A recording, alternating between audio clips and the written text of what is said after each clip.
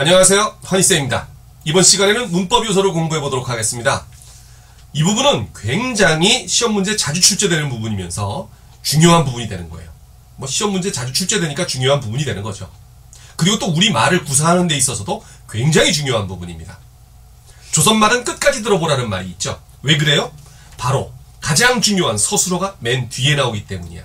그리고 이 서술의 모양을 바꿔가면서 이제 여러 가지 표현을 다양하게 해줄 수 있다, 이런 이야기가 되는 거죠.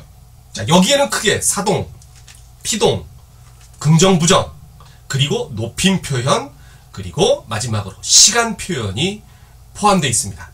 하나씩 공부를 해보도록 하겠습니다. 제일 먼저 사동 표현이에요.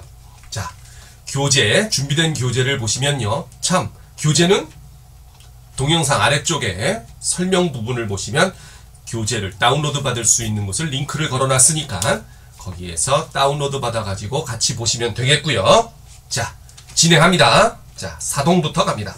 사동의 개념, 문법 체계는 구구절절히 다양하게 써놨습니다만은, 길게 써놨습니다만은, 한마디로 줄이면 뭐냐? 시키는 것입니다. 자, 사동은 뭐 하는 것? 시키는 것. 그렇게 정리해보세요. 사동 개념은 뭐다? 시키는 것.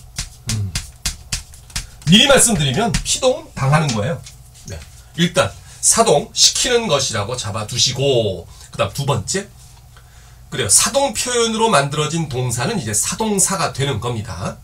대신 사동과 상대적인 개념으로 사동이 사용되어 있지 않은 표현은 뭐가 되느냐? 주동사라고 하는 겁니다. 그래서 사동사는 남으로 하여금 어떤 동작을 하도록 하는 표현이다, 하는 동사다, 이거죠. 그렇죠? 그 다음 주동사는 동작 주체가 스스로 행하는 동작을 표현하는 동사를 갖다가 이제 주동사라고 이야기를 하지요.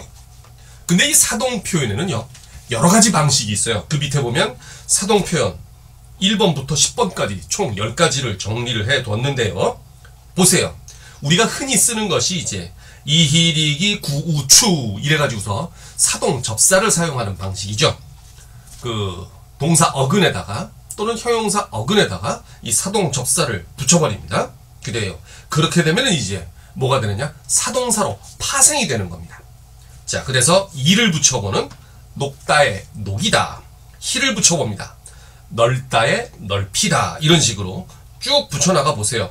자, 제일 먼저 1번에는 녹이다, 2번에는 넓히다, 3번에는 울리다, 그렇게 되겠죠? 4번에는 웃기다, 구가 붙는 돋구다, 타다에 붙는 태우다, 그쵸? 이때는 우만 붙어가지고 타우다가 아니라 태우다로 바뀝니다. 그래서 이유가 붙는 경우도 있어요. 우가 붙는 경우도 있겠고, 그래서 자다 하면 재우다, 타다 하면 태우다, 서다 하면 세우다, 그치요? 이런 것들이 있고요. 이제 그 대신 이가 아예 포함되어 있는 깨다, 잠이 깨다 할 때는 깨우다지, 그쵸? 그렇게 해서 우만 붙기도 하고요. 그래서 우나 이유가 붙는 것은 그냥 하나의 이 형태로 봐서 그냥 태우다, 그래야 타다, 태우다. 그 다음 추가 붙는 경우도 있죠. 낮추다, 그쵸? 네. 그 다음에 딱 하나의 사동접사 에라는 것이 들어가는데, 그게 사용되는 동사는 딱 하나밖에 없어요. 없다, 없애다. 그래요. 없다를 없애다로. 그래서 그 8번에는요, 에라고 하는 사동접사를 써주시고, 그 다음 옆에다가는 없애다, 이렇게 써주시면 되겠네요. 여기 없다라고 하는 말에 단 하나 붙는, 그러니까 이 에라는 사동접사가 단 한 개 붙어요. 단 한 번 쓰이는데 바로 이 없다라는 용어에서 쓰인다, 이거지요. 없다, 없애다. 다른 용어는 안 쓰입니다. 그 다음 시키다, 공부하다를 갖다가 이제 공부시키다, 이렇게. 자, 그랬을 때 말입니다. 저기 1번서부터 9번까지 있지 않습니까? 쭉 오른쪽으로 묶어가지고 말이죠. 오른쪽으로 이렇게, 왼쪽이구나. 왼쪽으로 묶어가지고서요, 이렇게 한번 써보세요.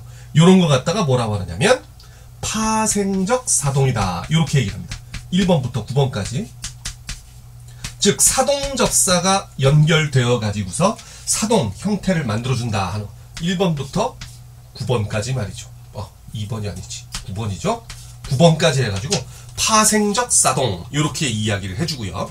그 다음에 10번 개하다 이렇게 붙어가지고서는 이제 사동 표현이 되는 것은 요것은 이제 그 단어의 통사 구조를 바꿔준다 해서 통사적 사동 이렇게 얘기를 합니다. 그래서 10번 옆에다가는 뭐라고 써주시고요. 통사적 사동 이렇게 붙여주시면 되겠습니다. 통사적 사동. 1번부터 9번까지는 파생 접사를 붙여서 만드는 파생적 사동. 그 다음 10번 뭐뭐 하게 하다 라는 형태로 바꿔주는 것은 통사적 사동 이렇게 되는 거죠. 네. 그 다음에 가끔가다 시험에도 나오는 것이 이제 그 사동문의 의미 구별입니다. 이게 파생적 사동을 사용하게 되면 가끔가다가 이렇게 의미가 두 가지로 해석이 됩니다. 거기도 지금 나와 있지만 봐봐요. 예문 어머니께서 동생에게 옷을 입히셨다. 그때 두 가지로 사용돼.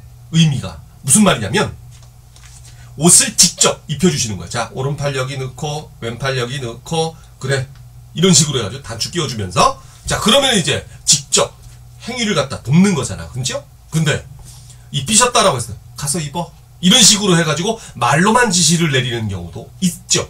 바로 그렇게 직접적인 사동과 간접적인 사동 두 가지가 있다는 이야기예요. 그런데 이 개하다 통사적 사동을 사용하면 직접적 사동은 의미가 없어지고 간접적 사동의 의미로만 해석이 된다. 이런 의미가 되는 거죠.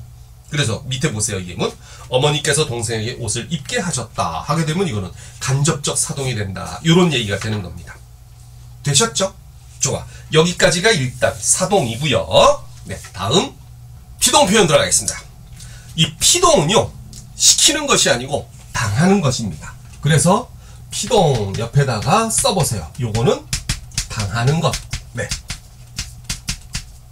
당하는 것. 네, 정리를 해두세요. 피동사. 그리고 피동사와 상대적인 개념으로 이제 또 능동사라고 할 수 있죠. 네, 피동사는 남의 행동을 입어서 행해지는 동작 표현. 능동사는 제 힘으로 행하는 동작 표현. 이렇게 되는데 이 시점에서 선생님한테 질문. 선생님 질문 있습니다. 무슨 질문? 앞에 그럼 사동에서 사용되었던 주동사와 지금 얘기되는 피동사, 능동사, 사동사 이런 것들의 관계는 어떻게 되나요? 아주 좋은 질문입니다. 그것 때문에 학생들이 많이 헷갈려 하는데 한마디로 정리를 해드릴게요. 봐봐요. 이렇게 묶음을 3개를 정리를 하고 그 다음 이쪽에다가 이제 사동을 적으면 이쪽에다가 이제 피동을 적습니다. 자, 그 다음에 어떤 상관관계가 만들어지느냐면 사동과 반대되는 개념을 따질 때 주동이라는 개념이 나타나요. 그리고 피동과 상대적인 개념을 따질 때 능동이라는 개념이 나타납니다. 그렇게 보면 자, 대상 자체는 같아요. 근데 이 대상을 사동과 상대적인 개념으로 볼 때는 주동이라고 일컫는 것이고 이 대상 자체가 또 피동과 상대적인 개념으로 볼 때는 능동이라고 보는 거야. 그러니까 제가 여러분들 앞에서는 선생님이 되지만 만약에 우리 딸내미랑 같이 있으면 아빠가 되듯이 나라는 존재는 하나인데 상대방이 누구냐에 따라서 관계가 달라지는 거지. 무슨 얘기인지 아시겠죠? 내가 학생들 옆에 있으면 선생님, 우리 딸내미 옆에 있으면 아빠 이렇게 되듯이 말이지. 자, 이해되겠죠? 사동과 반대 개념이 주동, 피동과 반대 개념이 능동. 그러나 주동과 능동은 결국 한 덩어리 같은 말들이다. 그렇죠? 그래서 읽다라고 하면 자, 사동은 읽게 하다. 자, 읽게 하다라는 사동의 개념과 상대적인 주동 표현은 읽다. 읽히다. 그죠? 예, 내 마음이 남에게 읽혔어. 자, 피동이라고 할 때는 또 역시 여기서 읽다라고 하는 것이 바로 뭐가 되는 거야? 능동이 되는 거죠. 이해되시겠죠? 좋아요. 그럼 그 다음에 가봅시다. 여기도 역시 사동적, 파생적 피동이 있고요. 그 다음 통사적 피동이 있습니다. 보세요. 네. 거기 이희리기 이렇게 되어 있습니다. 그쵸? 네. 요 이희리기가 사동에서도 있지 않았나요? 그래요. 이게 의미는 완전히 다른데 시키는 것과 당하는 것 형태가 똑같기 때문에 가끔가다 헷갈릴 때가 있지요. 그러나 우리 모국어로 한국어를 사용하는 우리 국어를 사용하는 사람들은 거의 헷갈리지 않는데 왜? 의미를 파악을 하니까 문맥을 봐야 돼요. 그러니까 누구누구를 뭐뭐 하게 하다 하면 아, 사동이구나. 누구누구에게 뭐가 당하다 이런 개념으로 하면 피동이구나. 이해되겠죠? 네. 그래서 놓다, 놓이다, 어디에 놓였다, 놓음을 당한 거잖아, 그죠? 네. 잡히다, 도둑이 잡히다, 잡음을 당한 거죠. 코너에 몰렸다, 구석에 몰렸다, 쫓기다, 그래요. 이런 것들은 이제 네 가지가 이희리기 사동 접사와 형태가 똑같기 때문에 헷갈리긴 하지만 의미상으로 따져보면 금방 구별이 된다. 그래요. 그 다음에 아지다, 어지다라고 하는 것이 또 있어요. 네, 요것이 들어가가지고 또 이제 피동 표현이 되죠. 작다, 작아지다, 그쵸? 멀다, 멀어지다, 이렇게 되는데, 자, 여기서도 마찬가지로 1번서부터 5번까지는 파생적 피동 적어보시고, 묶어서 왼쪽으로 딱 묶어가지고 말이죠. 파생적 피동. 그 다음에 뭐뭐 하게 되다 라는 것으로 만들어지면 이건 통사적 피동이 되는 거죠. 그래서 읽다, 읽게 하다, 이렇게 되는 겁니다. 그러면 이제 파생적이 아니라 통사적 피동, 이렇게 되는 겁니다. 자, 그래서 1번부터 5번까지는 파생적 피동, 6번은 통사적 피동. 자, 정리해 주시고요. 노파심에서 밑에다 적어놨어요. 피동사와 사동사는 어떻게 구별할 것이냐. 거기 참고 표지 붙어있는 부분부터 먼저 보세요. 구별 방법. 먼저 뜻을 가지고 판단한다. 그래요. 이게 가장 기본입니다. 시키는 거냐? 당하는 거냐? 그쪽으로 가야죠. 다음에 문법적 지식이 조금 있는 학생들은 목적어를 갖고 있느냐 안 갖고 있느냐 이걸로 따지지요.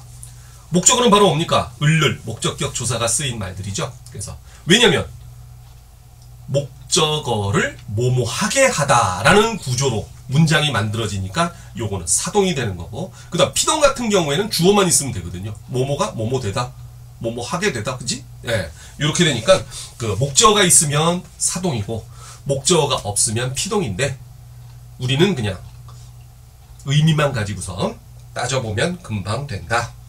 네, 그렇게 따지면 되겠습니다.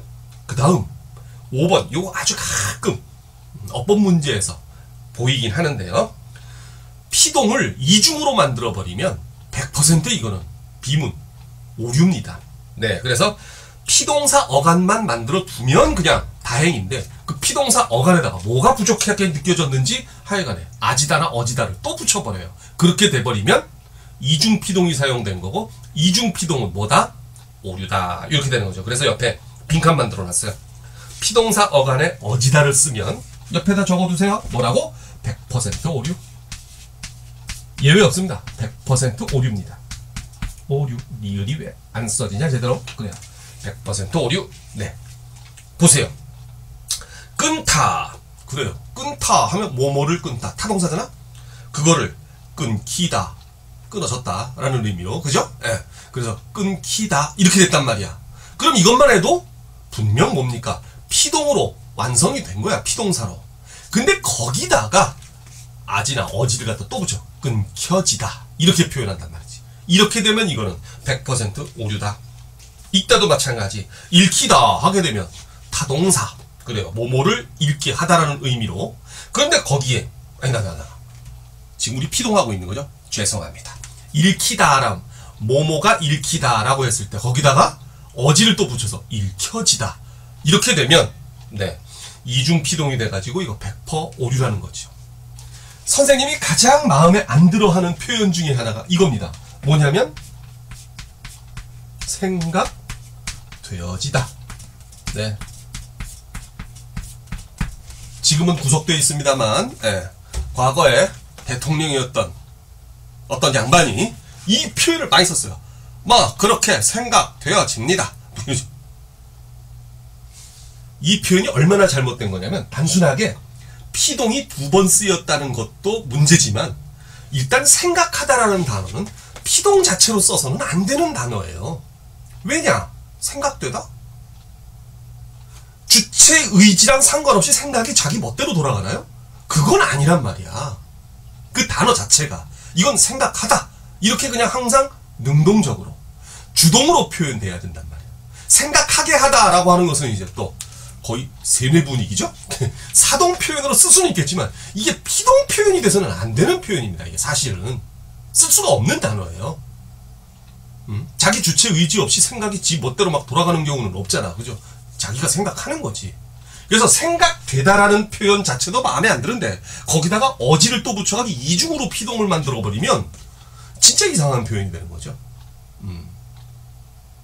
그냥 하도 주변에서 그런 표현 쓰지 말라고 조언을 줬는지 아니면 시쳇말로 갈궈댔는지는 모르겠지만 대통령 취임하고 나서 한 2, 3년 후부터는 안 쓰긴 하더라고요. 네. 하여간에 가장 안 좋은 표현 중에 하나, 선생님이 생각하는 가장 안 좋은 표현 중에 하나, 생각되어지다. 네, 이것도 하여간에 이중피동, 그래요. 오류라는 거지요. 다음, 그 밑에 거 뭐 특수한 경우도 있고 어쩌고 저쩌고 한데 이건 상식적으로 그냥 읽어보시면 압니다. 모든 능동사가 피동사가 될 수 있는 것은 아니다. 피동 표현이 없는 경우도 있어요. 너희다, 주이다, 가이다 이런 표현 없잖아. 그 다음 또 피동사로만 쓰이고 능동문으로 쓸 수가 없는 경우도 있다 이거지. 예를 들면 손에 못이 박혔다, 또는 손에 가시가 박혔다. 누가 가시를 박고 못을 박고, 이거는 좀 아니잖아. 고문도 아니고, 그치? 네, 그런 거. 또 피동문을 만들 수 없는 능동문도 있다. 철수가 칭찬을 들었다, 그렇죠? 근데 칭찬이 철수에게 들렸다 이런 표현은 안 쓰죠. 그렇죠? 예. 그건 이제 우리가 말을 만들어 보면 금방 이거 알 수 있는 거야. 쓰이는 표현인지 안 쓰이는 표현인지. 모국어니까. 자, 이래가지고 이제 피동 마쳤고요. 다음 또 넘어가겠습니다. 자, 다음은 부정문입니다. 부정 표현. 네. 긍정은 뭐 별거 없고, 그냥 긍정문도 쓰면 되는 거지 뭐. 가장 기본적인 어간 형태로. 그 다음에 그 어간 형태를 갖다가 이제 부정문으로 만들 때 그것이 좀 독특한 면이 있어요. 일단 부정문의 유형에는요, 크게 두 가지가 있습니다. 왜냐면 서술어 자체가 두 종류라 그래요. 우리가 보통 서술어 하게 되면 크게는 뭐 크게 따질 것도 없이 그래요. 일단 세 종류 유형이 있죠. 자, 첫째 동사, 그 다음 형용사, 요게 서술어로 사용되고, 또 하나는 명사에 서술격 조사가 붙어서 되는 경우가 있잖아. 그치? 그러면 뭐뭐이다 이런 식으로 말이죠. 그래서 부정문 형태가 크게 따져보면 세 가지인데, 그걸 또 묶어서 처리하면 동사나 형용사는 거의 같은 형태로 이제 부정이 되니까 그거는 이제 크게 두 묶음으로 다시 정리가 되는 거예요. 그래서 지금 이렇게 정리를 해놓은 겁니다. 체언에다 서술격 조사가 붙은 서술어의 형태는 어떤 식으로 바뀌느냐라고 했을 때 체언에다가 그 빈칸에다 쓰는 겁니다. 뒤에 이 또는 가가 붙고 아니다 이런 식으로 부정문으로 바뀌죠. 그러니까 이것은 책이다 라고 하면 책이 아니다. 자, 밑에 예문 도리는 시골뜨기이다. 그러면 어떻게 돼? 부정문으로 예문을 바꾸면 도리는 시골뜨기가 아니다 이렇게 적어주시면 되겠죠. 적어주세요. 네. 그 다음 동사나 형용사로 된 서술어의 부정은요, 부정부사 아니나 혹은 못을 사용합니다. 이게 부정부사예요. 아니나 못을 사용한다. 이렇게 정리를 해 두시기 바랍니다. 네. 그리고 또 각각 이것들은 긴 부정문과 짧은 부정문에 두 가지가 형태가 있다. 긴 부정은 뭐고 짧은 부정은 뭐예요? 자, 요거 먼저 보고 가는 부분이 있어요. 뭐냐면 그 다음 장을 보시면 뒷장에 뭐가 있느냐, 도표 하나가 그려져 있을 겁니다. 그 도표를 보시면 금방 이해가 되실 거예요.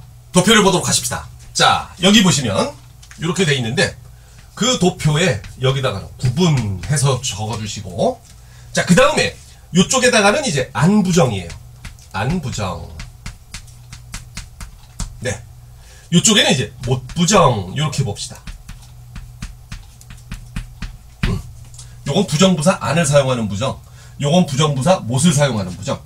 그런데 말입니다, 안부정일 때는 요거는 단순 부정이거나 의지 부정일 때 사용한단 말이에요.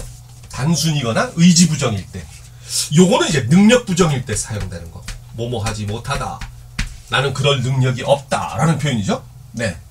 그 다음에 이쪽은 이제 뭘 집어넣느냐, 짧은 부정을 넣고요, 이쪽에다가는 이제 긴 부정을 넣고요. 이렇게 만들어 보면 이제 알 수 있습니다. 뭐냐면, 자, 읽다라고 하는 동사를 가지고 우리 이 빈칸을 채워봅시다. 읽다에 안부정을 사용하면서 짧은 부정을 써버리면 안 읽다 이렇게 되는 거죠. 근데 이거를 긴 부정으로 만들면 읽지 않다 이렇게 되는 거라. 아, 그게 긴 부정문이구나. 네, 않다. 않다 할 때 요 니은 히읗 아니하다의 준말이니까 요거는 니은 히읗을 써주셔야 되고, 여기는 그냥 부정 부사니까 니은만 쓰는 겁니다. 앞으로 나올 때는 니은만, 뒤로 그 보조적 연결음이 지 뒤에 들어갈 때 니은 히읗 이렇게 되는 거죠. 아니하다 준말. 네, 그 다음에 요쪽은 못 읽다가 되겠죠. 그 다음 긴 부정으로 가면 읽지? 그렇지, 못하다가 되는 거지. 이렇게 해가지고 긴 부정, 짧은 부정 요걸 갖다가 우리가 정리를 해낼 수가 있어요. 이걸 먼저 보셔야 돼. 그게 사실 이게 가장 중요합니다. 네, 됐죠? 요거 빈칸 채워주시고, 그럼 다시 앞으로 돌아와서 네, 구체적인 내용들 사실 더 읽을 필요도 없는데 우리 그래도 한번 읽어보십시다. 안부정문 형태는 밑에 있습니다. 철수는 학생이다가 이제 철수는 학생이 아니다. 근데 철수는 안 학생이다라는 말은 또 안 쓰죠, 그죠? 네. 철수가 산에 갔다라고 하면 이제 긴 부정문. 자, 지금 이거야. 긴 부정문, 짧은 부정문. 네. 그래서 철수가 산에 가지 않았다. 네, 긴 부정문. 안 갔다 하면 짧은 부정문. 그래요. 그다음 특이한 경우 서술어가 합성어나 파생어면 대체로 긴 부정문이 자연스럽다 하는 거죠. 안 얕보다 보다는 얕보지 않다. 이런 식으로. 예, 얕보다 자체가 그 뭡니까? 그 합성어잖아, 그죠? 네. 그다음 뭐뭐 하다라고 붙어가지고선 동사가 만들어진 경우에도 역시 예, 특이한 경우인데 바로 안 하다 또는 뭐뭐 하지 않다. 이런 식으로 쓴단 말이죠. 예를 들면 밑에 보세요. 운동하다, 운동 안 한다. 또는 운동하지 않다. 이런 쪽으로는 써도 안 운동한다. 이런 표현은 안 쓴다는 얘기죠.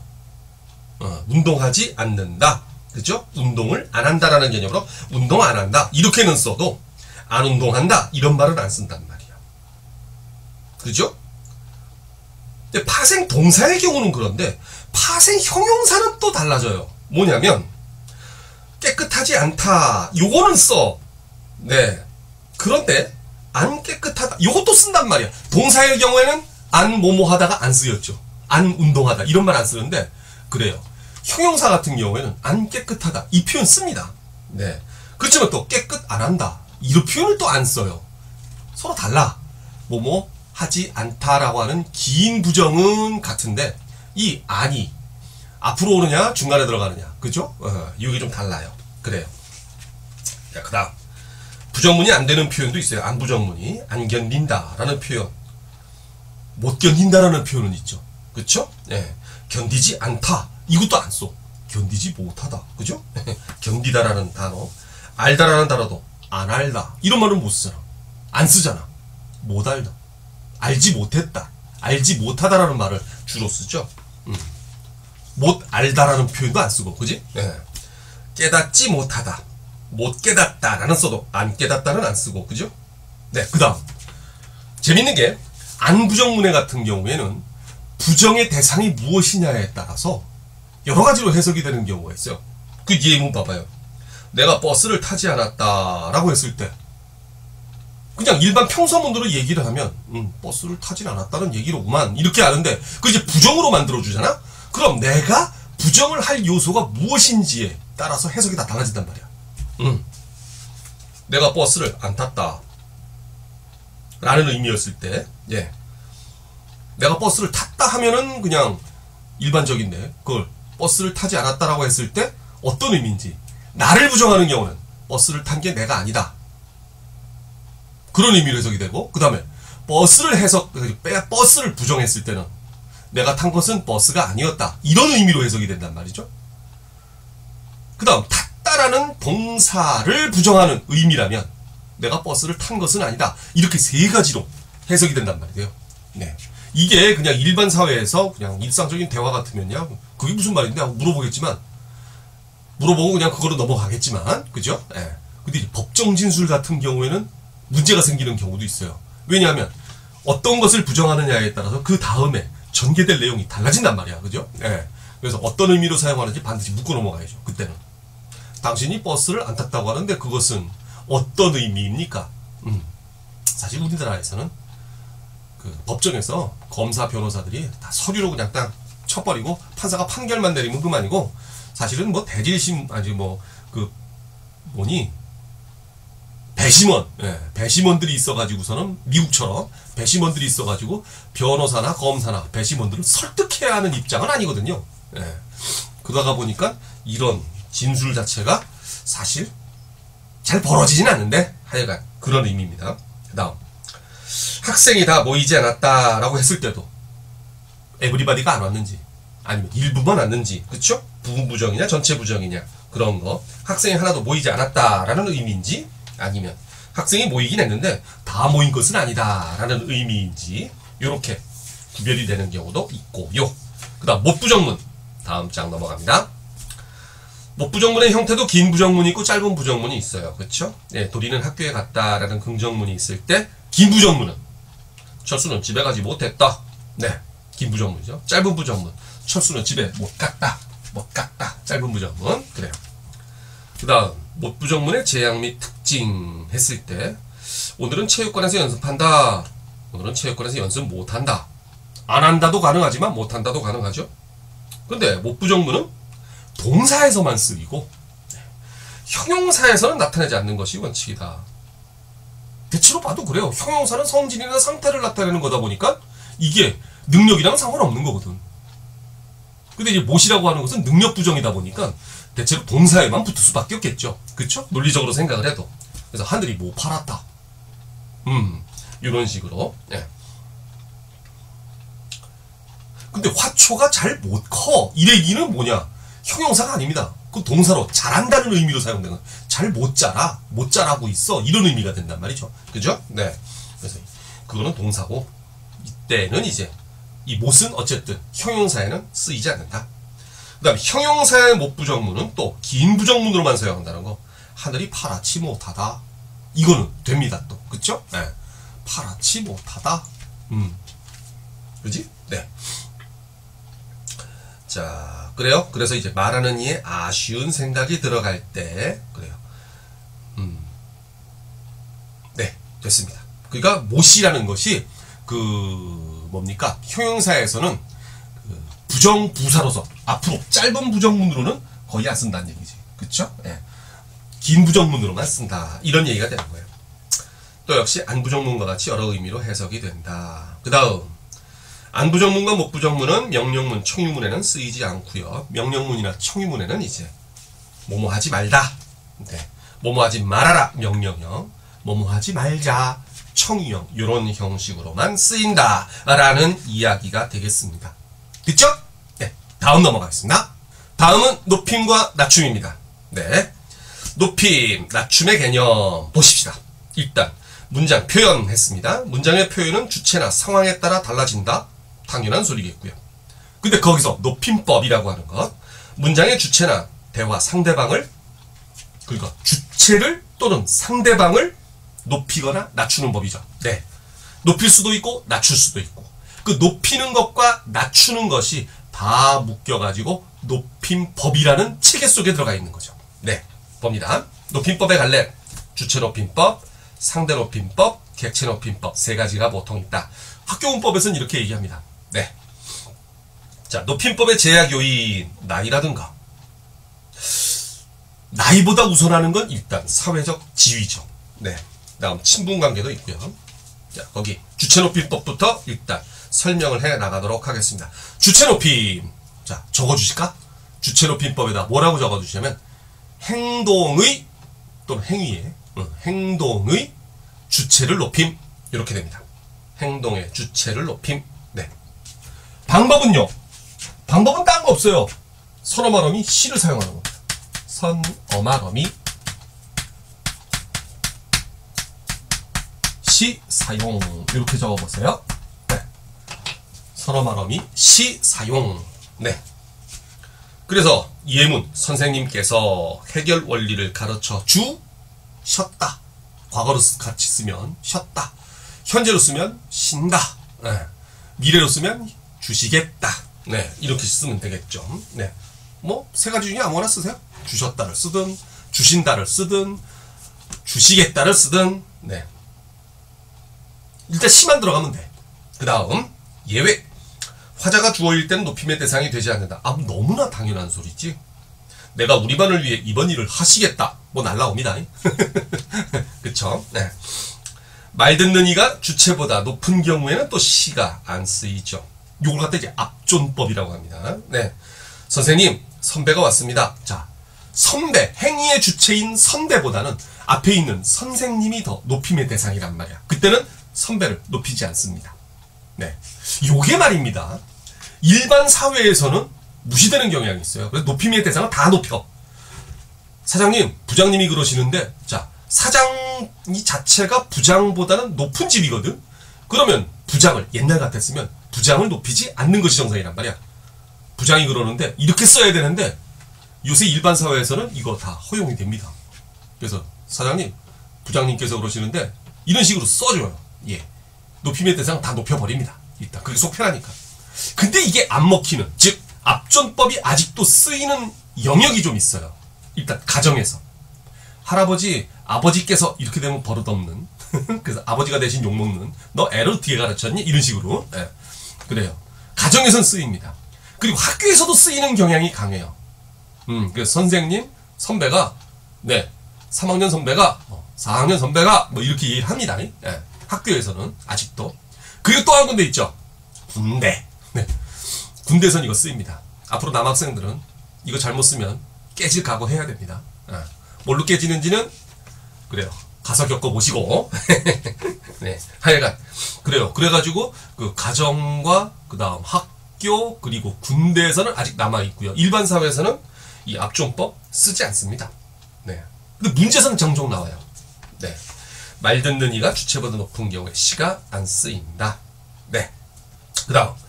화자 입장에 따라서 높임의 대상이 되는 인물에 대한 표현이 살짝 다를 수 있다. 예를 들어서 공식적인 역사 기술 등에서는 높이지 않죠. 이육사는 뛰어난 시인이었다. 그 다음 개별적인 친밀감을 표현할 때는 이육사님께서는 자기가 특별히 존경한다든가, 그지? 뭐 이런 경우에 뛰어난 시인이셨다 이렇게 쓸 수 있다 이거지요. 그 다음 간접적 주체 높임 또는 간접 높임이라고 하는 것, 요것도 종종 문제로 출제되죠. 주체에 관련된 신체 또는 사물 또는 관계되는 것, 그 무엇, 이런 것들을 대신 높이는 거야. 그래서 최종적으로는 그 대상 자체를 높이는 거죠. 주체를. 예를 들어서 우리 할아버지께서도 연세가 많으시다. 많은 건 연세지 할아버지가 많은 게 아니잖아. 근데 연세가 많으시다라고 높임 표현을 써가지고 할아버지 자체를 높인 거죠. 그 뒤에도 예문. 선생님은 아직도 귀가 밝으십니다. 밝은 건 귀가 밝은 거지 선생님이 밝은 게 아니거든. 그죠? 네. 뭐 선생님 보시면 뭐 선생님 자체에서 뭐 광이 뿜뿜 뿜어져 나오나? 그건 아니고요. 네. 그건 성인들밖에 없어. 예수 뭐 그 다음에 부처님, 그럼 이제 뒤에 둥그런 후광이 있잖아, 그죠? 네. 그런 경우 아니면 귀가 밝으십니다. 귀가 밝은 거지 선생님이 밝은 게 아니란 말이죠, 그죠? 네. 그렇지만 귀가 밝으십니다라는 표현을 써가지고 결국 선생님을 높여드린 거 아니야, 그죠? 네, 그렇게 된 겁니다. 그래서 간접적 주체 높임 또는 간접 높임 이렇게 얘기를 하죠. 그 다음 상대 높임. 이 상대 높임은 말입니다. 듣는 사람, 상대방을 높이는 거야. 써주세요. 네. 듣는 사람, 뭐 한자로 쓰면 이제 청자가 되겠죠. 그쵸? 청자 혹은 상대방을 높인. 그래, 요거는 써줬다 선생님이. 네. 듣는 사람 또는 청자 또는 상대방을 높임. 방법. 말 듣는 이의 사회적 지위나 나이 등에 따라서 일정한 종결 어미를 사용해서 말 듣는 이를 높일 수도 있고 낮출 수도 있고. 네, 그렇게 됩니다. 네. 봐봐. 그런 게 있다고요. 무슨 말이냐면, 자, 봐봐요. 자, 요쪽이 청자고 요쪽이 화자야. 그럴 때 화자를 높일 수도 있지만 청자를 낮출 수도 있다고. 그치? 두 가지란 말이에요. 화자를 높이거나 또는 청자를 낮추거나. 효과는 똑같아. 그지? 네, 그런 얘기입니다. 지금. 네. 유형. 근데 그 유형에는 크게 두 가지가 있죠. 격식체, 비격식체. 그지? 예. 그래서 격식체는 이제 대체로 단정적이고 객관적이고 딱딱하고 또는 의례적인 세레머니, 의례, 그쵸? 예, 그 의례적인 그 효과를 가져온다. 또는 느낌을 준다. 이렇게 되죠. 거기도 레벨이 있어요. 하십시오 또는 합쇼체. 상대방을 아주 높이는 표현이죠. 빨리 가십시오. 그쵸? 주로 이제 명령형 의미로 이렇게 구별을 합니다. 하오체, 약간 높여주는 거죠. 예, 그래서 상대방을 보통으로 높임 또는 두루 높임, 예, 약간 높임 이렇게 씁니다. 빨리 가시오. 그죠? 네. 그 다음 하계는 이제 약간 낮춤, 다소 낮춤 이렇게도 얘기하죠. 보통으로 낮추면서 그래도 약간 대우를 해주는 거야. 빨리 가게. 여기다가 이제 시를 붙이는 경우도 빨리 가시게 이런 경우로. 네. 그 다음 헤라체, 이건 아주 낮추는 거예요. 반말입니다. 네. 헤라체는 상대방을 아주 낮추는 거. 빨리 가거라. 네. 헤라체. 그 다음 비격식체는 이제 요를 붙이느냐 안 붙이느냐에 따라서 해요체가 있고 해체가 있고, 해요체는 두루 높이, 해요체는, 그 다음에 해체는 두루 낮춤 이렇게 됩니다. 빨리 가요. 빨리 가. 여기서 좀 조심해야 될 것은 헤라체와 해체는 어떻게 구별을 할 것이냐. 그러네. 어떻게 구별을 하죠? 보통 해체와 헤라체 구별. 자, 요거 뒤에다가 선생님이 따로 안 만들어 놨군요. 네. 자, 해체와 헤라체 구별. 요거는 메모를 해두세요. 구별 방법 딴 거 없어요. 요를 붙여보면 합니다. 요를 붙여봄. 정리해보세요. 요를 붙여봄. 네. 그래가지고 자, 가거라.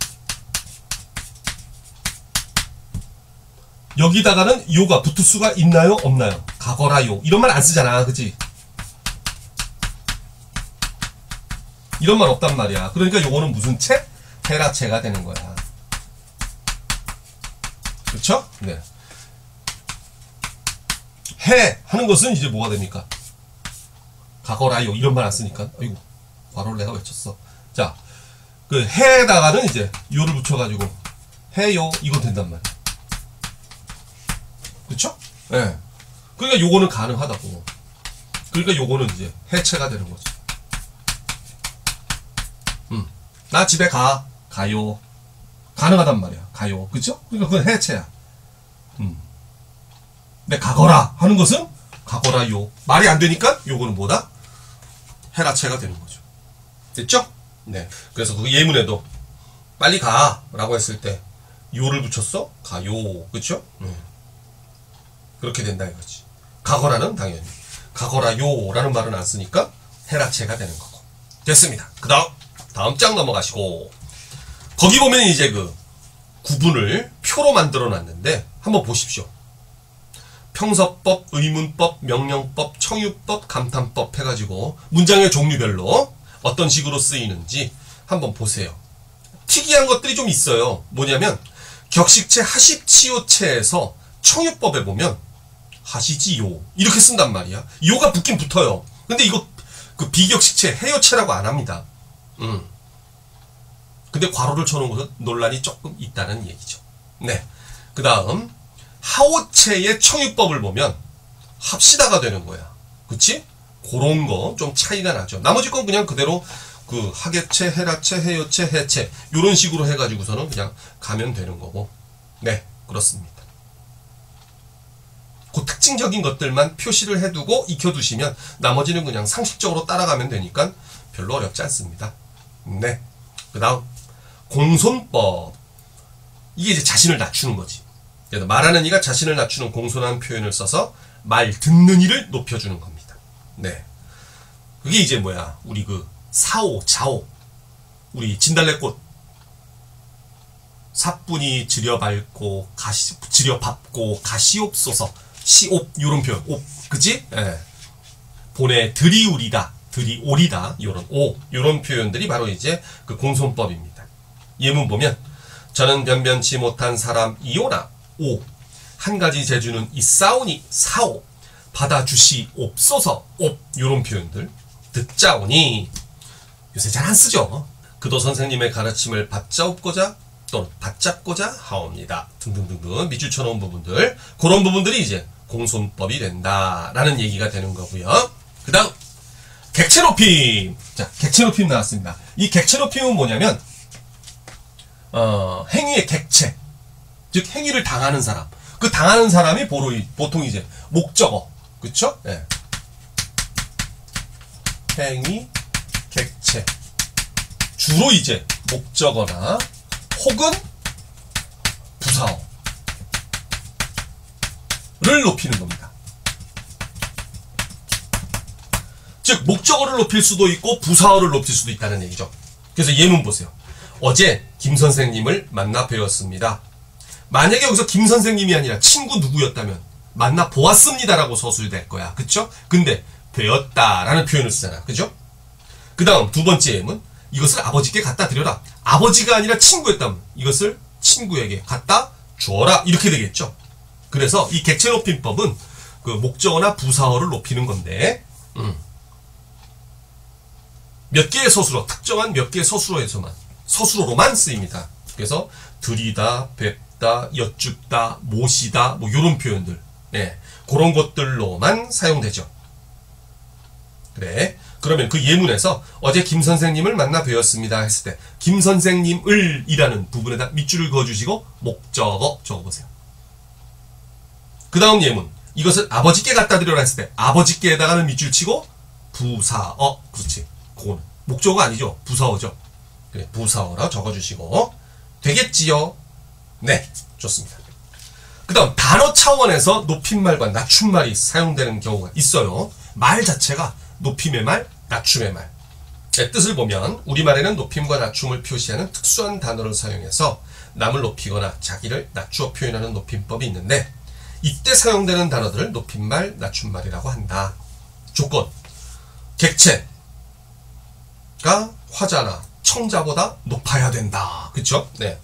종류, 높임말에는 직접적으로 높임말, 드시다, 잡수시다, 돌아가시다, 계시다, 주무신다, 뭐뭐 깨서, 아버님, 선생님, 귀하 등등등등 상당히 많습니다. 간접적인 높임말, 진지, 말씀, 병환, 약주, 약주를 드셨습니다. 술이라고 보통 얘기 안 하고, 그쵸? 대개 집을 높이는 거죠. 계시는 상대방 동생을 높이는 겁니다. 그래서 계시, 계시는 어떻게 하고 계신가? 요새, 그치? 계시, 상대방 동생. 이빨이라고 안 하고 높인 말은 치아. 귀교 하게 되면 상대방 학교. 귀사 하면 상대방 회사. 옥고를 치르셨습니다.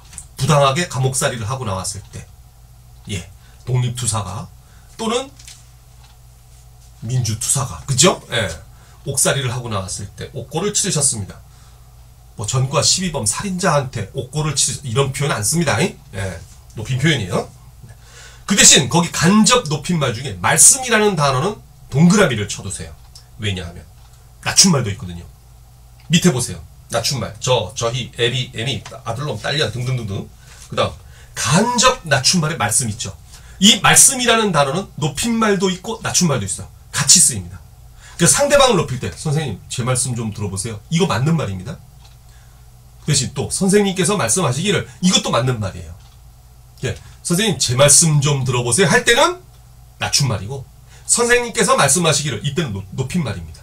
이 두 가지 다 쓰입니다. 한 가지만 쓰이는 거 아니에요. 네, 그렇게 알아두시면 되겠다 하는 거고요. 다음 시간 표현 보도록 하겠습니다. 시간 표현. 이 시간 표현은 두 가지가 있어요. 뭐가 있냐면 개념 자체가 시제가 있고요. 그 다음 상이라는 게 있습니다.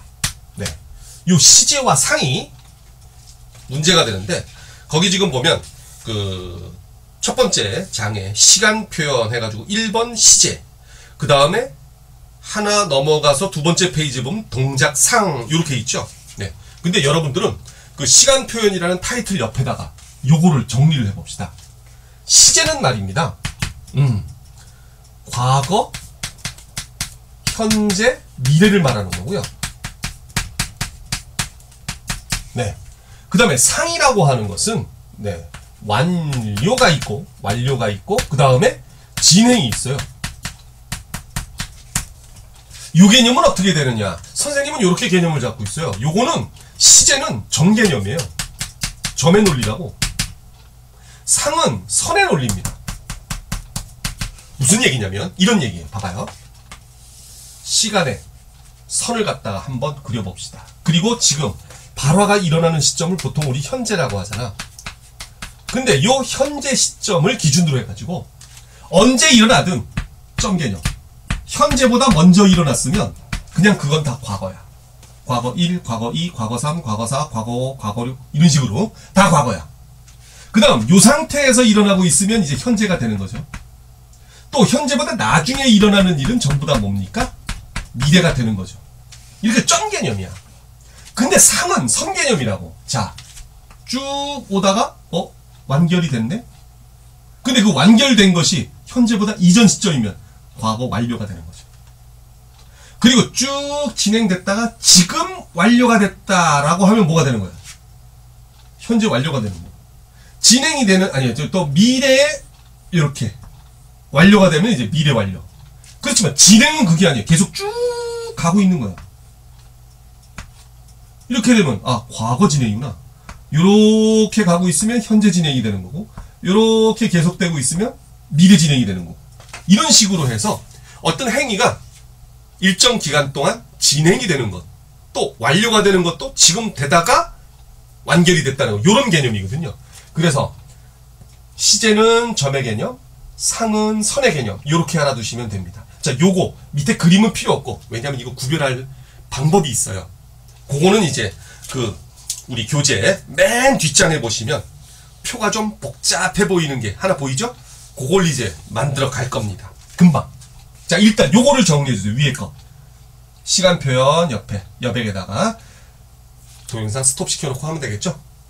시제는 상은 정리해 주시고요. 자, 정리 끝나셨으면 다음 보겠습니다. 다음은 뭐냐? 아예 그 설명보다 말이죠. 마지막 장에 도표를 먼저 설명을 드리도록 하겠습니다. 도표 봐주실래요? 짠. 자, 도표를 봐주십시다. 거기 지금 도표가 이렇게 그려져 있는데 요거를 갖다가 이제 한 칸 한 칸 채워나가 볼 거예요.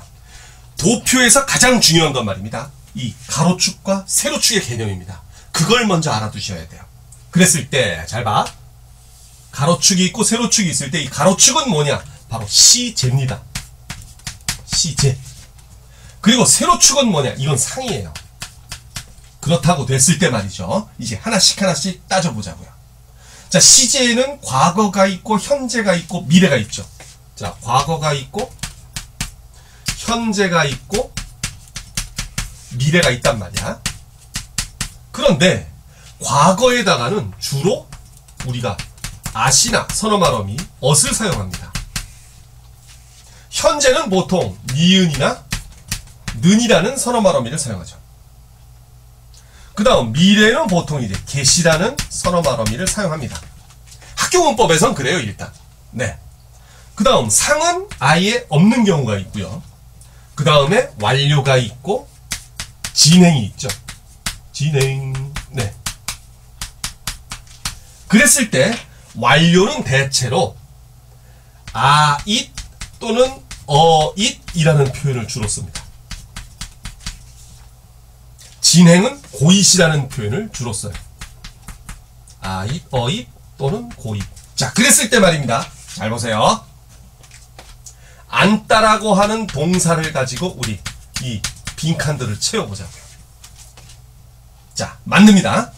일단 기본형을 적어주시고 안다, 안다, 안다. 그리고 여기에 이 서너말어미들을 채워 넣으면 되는 거야. 안다의 과거요? 앉았다. 그죠? 현재형 앉는다. 미래형 앉겠다. 이렇게 되면 끝이야. 그 다음 이제 이 완료형을 만들 때 어떻게 만드느냐? 자, 요것도 어간을 이용해가지고 기본형을 써주시고 앉다, 앉다, 앉다, 앉다 다 써주고 일단 네. 안따. 네. 다 써주고요. 그 다음 봅시다. 완료를 만들 때는 대체로 아잇을 쓴다고 그랬잖아. 동작을, 이 안따라는 동작이 이루어지는 그 상황을 염두에 두면서 가봅시다. 앉아, 있다. 자, 이따 어땠어요? 앉는 동작이 완결된 상태야. 앉아, 있다. 앉아, 있다. 이렇게. 그런데 그게 이제 시점이 언제냐로 따지면 과거니까 앉아 있었다. 이렇게 되는 거라고. 오, 예. 미래는 앉아 있겠다. 즉, 과거 어느 시점에 앉는 동작이 이미 끝나가지고서 엉덩이가 의자에 붙었어. 붙어 있는 상태야. 그럼 앉아 있었다. 미래 시점에 앉아 있는 동작이 끝났어. 현재가 아니라 미래. 그러면 앉아 있겠다. 현재는요, 그냥 앉아 있다만 쓰죠. 앉아 있는다라는 말은 안 쓰지. 있다라는 그 용어는 는을 갖다가 쓰지 않습니다. 그래서 현재는 표현이 없어요. 그래서 그냥 앉아 있다만 해가지고서 완료가 되는 거야. 구별되죠? 그 다음 똑같아. 진행도. 자, 보세요. 앉고 있다. 앉고 있다.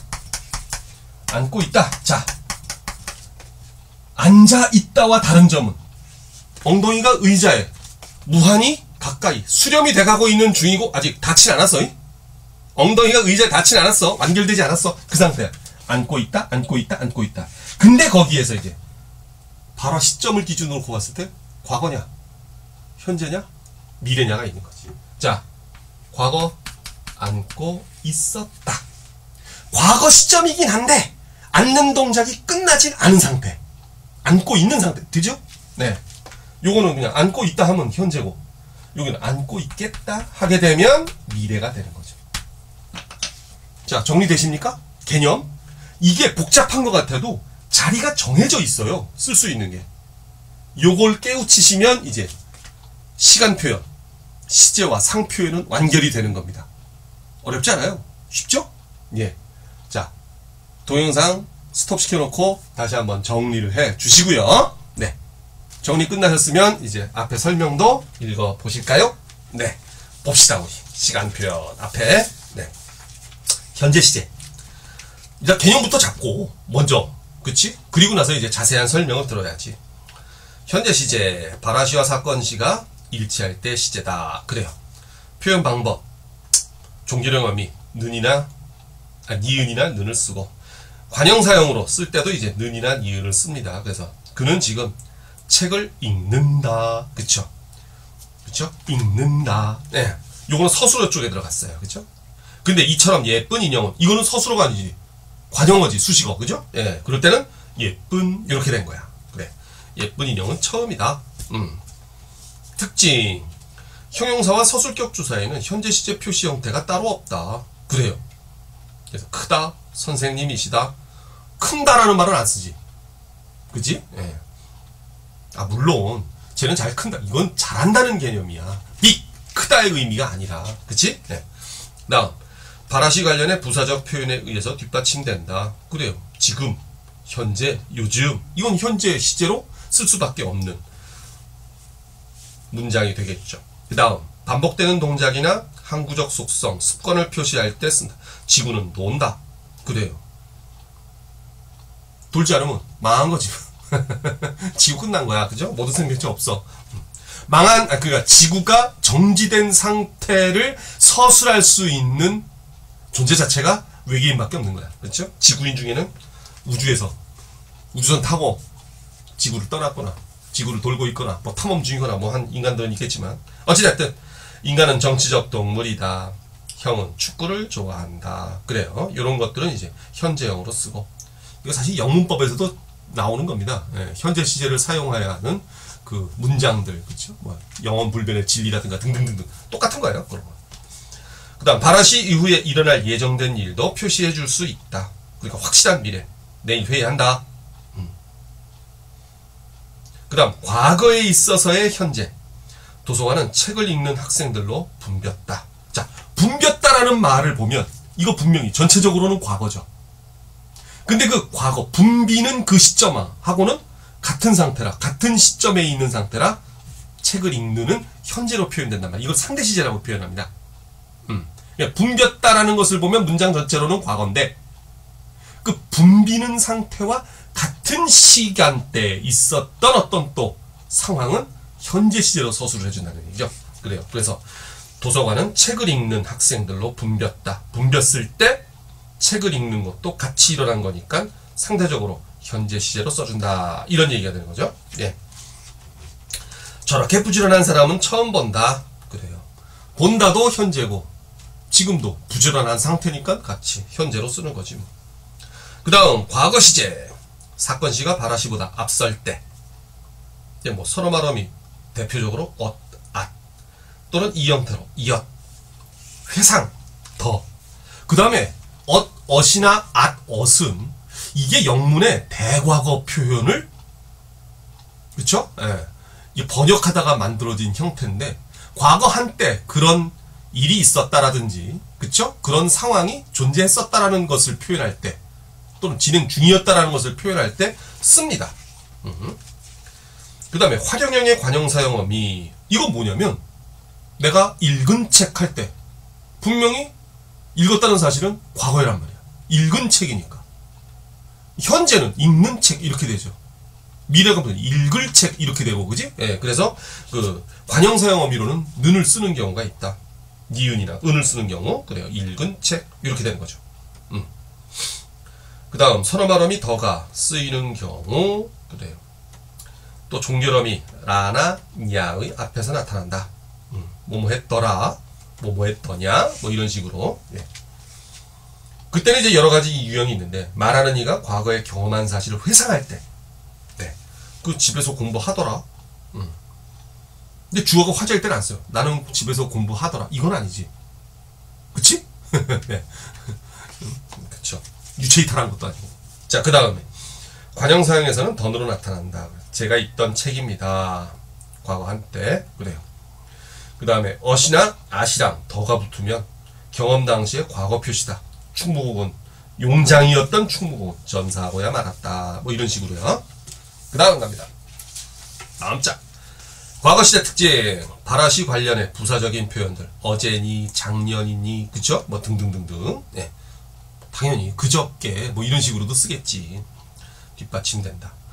뭐뭐 하고 있었다 해서 과거 진행의 동작상을 표시한다. 그래요. 엇이나 앗엇을 써서 현재에는 그렇지 않다. 그러나 한때 그런 적이 있었다라는 의미를 뚜렷이 할 때 쓴다 이거죠. 작년에 강원도에서 산불이 났었다. 엊그제 철수가 체육관에 갔었다. 이런 식으로. 네. 그리고 엇이나 앗엇이 쓰인 문장에서는 과거 관련의 시간 부사어가 자주 나타난다. 주로 이제 먼 과거일 때. 네. 영진은 중학교 때 야구 선수였었다. 야구 선수였다라고 해도 뭐 상관은 없는데 굳이 그것을 한때 그랬다는 의미로 지금은 그렇지 않고 그쵸. 그럴 때 이제 엇을 쓴다 이거죠. 근데 또 엇이나 앗이 과거를 나타나지 않을 때도 있어요. 네. 보시면 봐봐요. 바라시와 사건시가 일치할 때 동작의 현재 완료를 뜻할 때 앉다, 서다, 뜨다 등 결과성을 띠는 동사에 나타났다.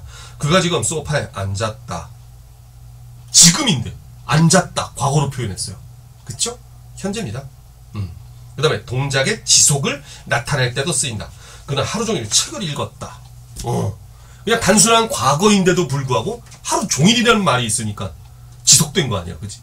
또 한 가지 특이한 게 있습니다. 뭐가 있는데? 예를 들면 이거죠. 아빠가 아끼던 꽃병, 화병을. 아빠가 화병을 아낀다니까 좀 그렇다. 엄마가 아끼던 화병을 깨뜨렸어.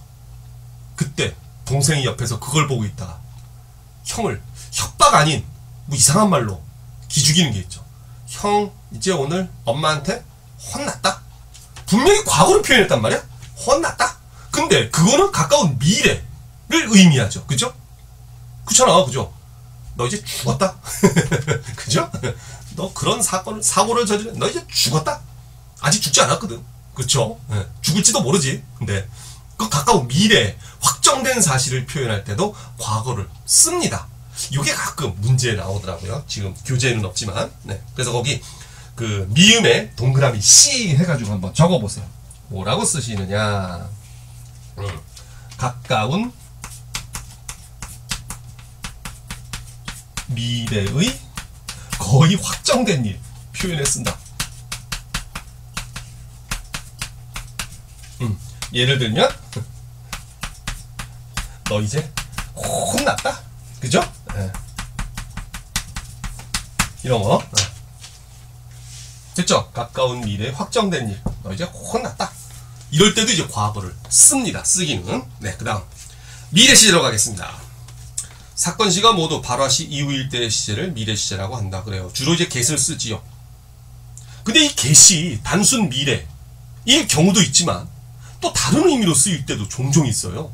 아니 오히려 더 많아. 밑에 보시면 추측. 내일도 눈이 오겠다. 그치? 또는 지금쯤 철수. TV 보고 있겠다. 또는 영화 보고 있겠다. 공부하고 있겠다. 그쵸? 쓴단 말이야. 가까운 미래. 그죠? 추측. 미래가 아니라 미래도 되지만 추측도 된다 이거지. 그 다음에 의지 표현도 쓰입니다. 네. 의지 표현. 이 심부름 누가 갈래? 제가 가겠습니다. 이 문제 누가 풀어볼래? 제가 풀어보겠습니다. 이럴 때 말이죠. 그죠? 네. 이런 거가 바로 이제 그 의지 표현이란 말이죠. 가능성도 있어요. 야, 나도 그 정도 문제는 풀겠다. 이런 거. 그쵸? 예정도 있죠. 내년이면 너희도 2학년이 되겠지? 1학년 학생들 앞에다 놓고. 굳이 밥만 먹고 있으면 2학년 되는 거 맞잖아. 그쵸? 시간이 지나면. 이건 예정이란 말이야. 그러네. 다양한 표현들이 있습니다. 그죠? 네. 그 다음. 현재 사건 추측을 할 때에도 지금쯤 고향에도 눈이 내리겠다. 그래, 추측. 그러네. 현재 사건 추측인데도 get을 쓰는군요. 그 다음 과거 사건 추측일 때도 고양이는 벌써 산나물이 나왔겠네. 나왔겠지. 나왔겠다. 그쵸? 이런 식으로 봄 되면 그래요. 그런 경우. 그 다음에 리을을 갖다 써가지고 관형사형 미래로 읽을 책 같은 경우 대표적으로 그렇죠. 네. 미래 시제 표현. 내일은 택배가 올 것이다. 그 다음 시간 표시 앞에 쓰여서 특정한 시를 해석되지 않을 경우도 있어. 시험에 통과할 때까지 노력하자.